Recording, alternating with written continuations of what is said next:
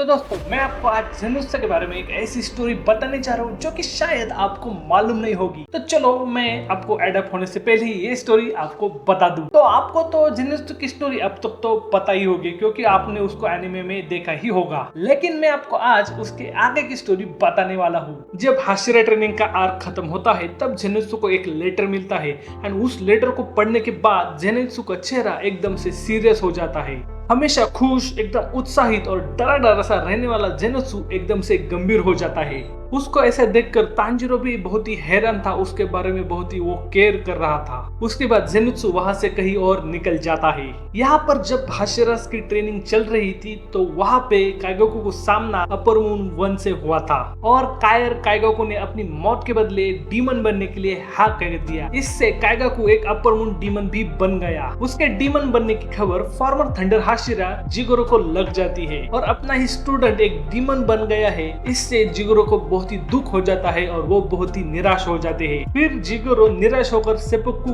Commit कर लेते हैं। इसमें वो अपने पेट पर एक ब्लेड से वार कर देते हैं, उससे उनको बहुत ही बड़ा घाव हो जाता है। यहाँ पर उनकी मदद करने के लिए किसी को आना चाहिए था और उनका गला काट देना चाहिए था। इससे उनका दर्द कम हो जाता और उनकी एक अच्छी सी मौत हो पाती। लेकिन यहाँ फॉर्मर थंडर हाशिरा जिगोरो के लिए कोई भी नहीं आता एंड उनकी ऐसे ही तड़प तड़प के मौत हो जाती है। और जब तक ज़ेनोत्सु के पास वो लेटर पहुंच चुका था उस टाइम तक ऑलरेडी जिगोरो की मौत हो चुकी थी। इसलिए ज़ेनोत्सु का दिल बहुत ही गुस्से से और दर्द से भर गया क्योंकि ज़ेनोत्सु को जिन्होंने एक नई उम्मीद दी थी जिंदगी जीने की, उनकी मौत का कारण उनका खुद का शिष्य काइगोकू बन गया था। क्योंकि काइगोकू के डीमन बनने के कारण ही जिगोरो ने अपने आप को मार डाला। इसके बाद ज़ेनोत्सु काइगोकू से इन्फिनिटी कैसल में मिलता है। वहां पर उन दोनों में बहुत ही फियर्स बैटल होती है, वो बहुत ही खतरनाक बैटल होती है। वहां पर ज़ेनोत्सु काइगोकू से कन्फ्रंट भी करता है कि क्यों तुम डीमन बन गए, और उसके बाद काइगोकू और ज़ेनोत्सु की बैटल शुरू हो जाती है।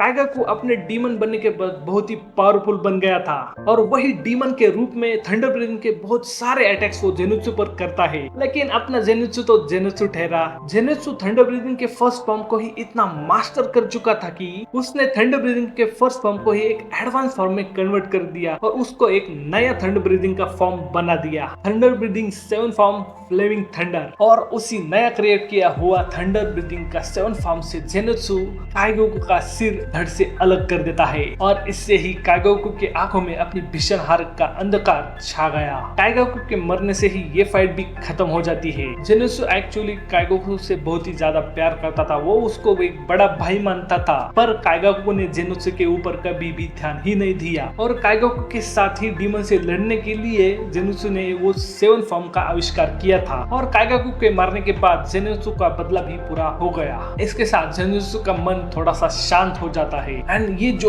बैटल थी ना वो मांगा में बहुत ही अच्छी तरह से दिखाई गई एंड मैं गारंटी देता हूँ आपको कि ये जब एनिमेट होगी ना तो वो फाइट एनिमे के one of the best fights में गिनी जाएगी। Definitely it's a worth watch और वर्थ रीडिंग बैटल। एंड इसके बाद की कहानी मैं आपको कहीं दूसरे वीडियो में बताऊंगा क्योंकि एक ही वीडियो में सारी की सारी चीजें कहना, सारी की सारी चीजें आपको बताना पॉसिबल नहीं है। तो अगर ये वीडियो आपको पसंद आई है तो इस वीडियो को लाइक कीजिए, अपने दोस्तों के साथ शेयर कीजिए एंड अपने इस चैनल को सब्सक्राइब भी कीजिए।